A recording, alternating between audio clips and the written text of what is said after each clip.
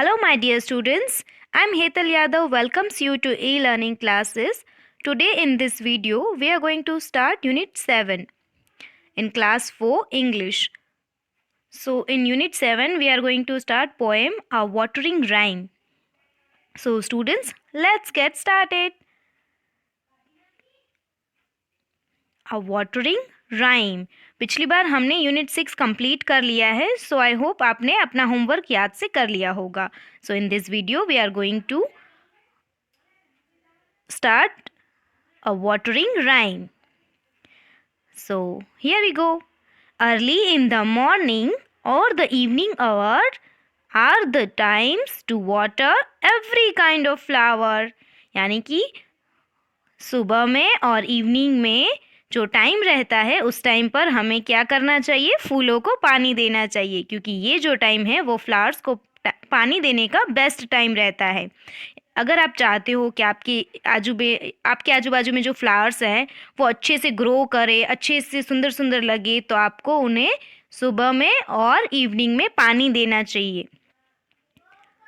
Watering at noonday when the sun is high doesn't help the flowers, only makes them die. और अगर हम नून-डे यानी कि दोपहर में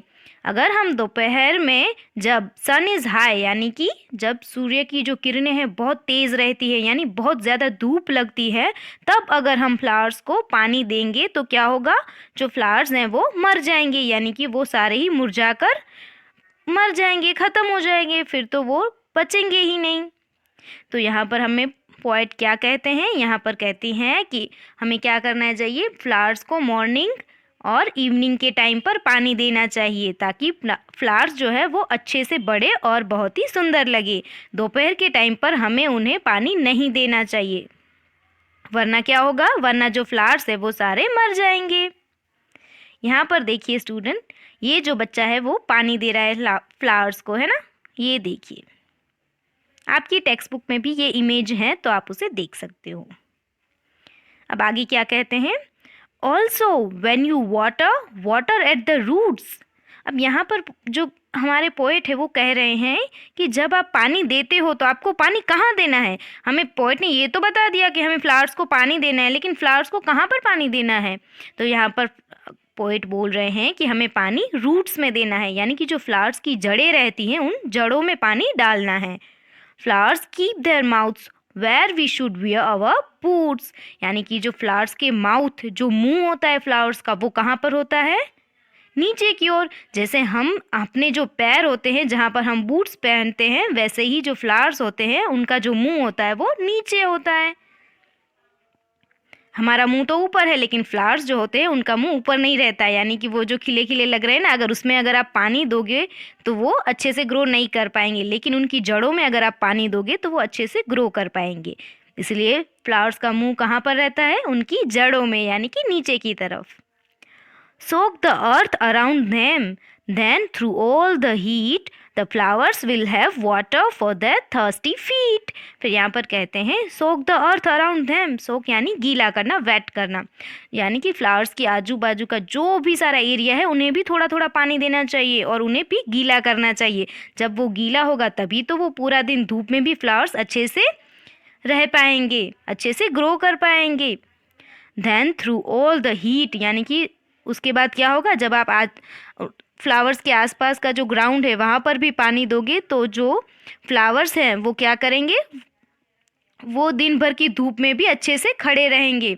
और the flowers will have water for their thirsty feet. और जब पूरा दिन धूप रहती है, जब फ्लावर्स को पानी की ज़रूरत रहती है, तो ये जो गीला हमने ज़मीन किया ना, वो उसे पूरे दिन की प्यास बुझाएगा और वो पूरे ही दिन अपने आराम से निकाल पाएंगे और वो बिल्कुल भी मुरझाएंगे नहीं.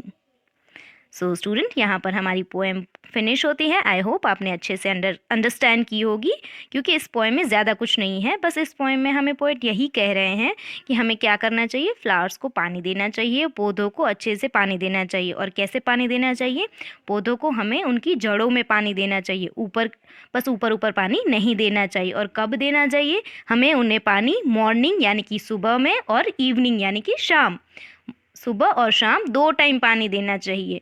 धूप में पानी नहीं देना चाहिए, वरना जो फ्लावर्स आ रहे हैं वो मर जाएंगे।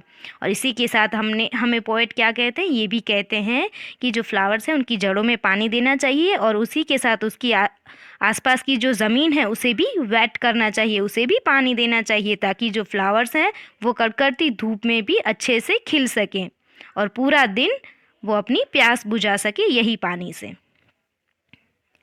Now students, let's see some difficult words or new words of this poem. Hour, a unit of measuring time यानी कि घंटा। Watering यानी कि pouring water on plants, पौधों को पानी देना। Noonday, the middle of the day यानी कि आफ्टरनून का टाइम, दिन के दोपहर का time. Boots, a type of shoe that covers your foot, boots यानी कि जूते।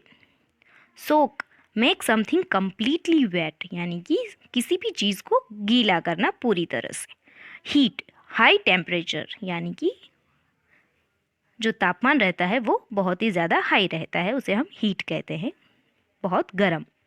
नाउ स्टूडेंट्स, यहाँ पर कुछ ऑपोजिट वर्ड्स भी हैं, उसे भी देख लेते हैं। सोक, सोक का मतलब होगा ड्राई। हीट यानी कि गर्म, और उसका ऑपोजिट होगा कोल्ड यानी कि ठंडा। डाई यानी कि मरना, उसका ऑपोजिट होगा जिंदा रहना यानी कि अलाइव। हाई, उसका ऑपोजिट होगा लो यानी कि ऊंचा, और उसका ऑपोजिट होगा नीचा। सो स्टूडेंट्स, यहाँ पर हमारी आज की क्लास फिनिश होती है। आई होप आपने अच्छे से अंडरस्टैंड की होगी पोएम और उसे एंजॉय भी किया होगा। अब स्टूडेंट्स, आपको एक और काम करना है, आपको अपनी नोटबुक में यूनिट 7 के न्यू वर्ड्स लिखने हैं और उसी के साथ ऑपोजिट वर्ड्स भी लिखने हैं, साथ में अंडरस्टैंड भी करना है और लर्न भी करना है। सो स्टूडेंट्स, आज की हमारी क्लास यहीं पर फिनिश होती है। Thank you.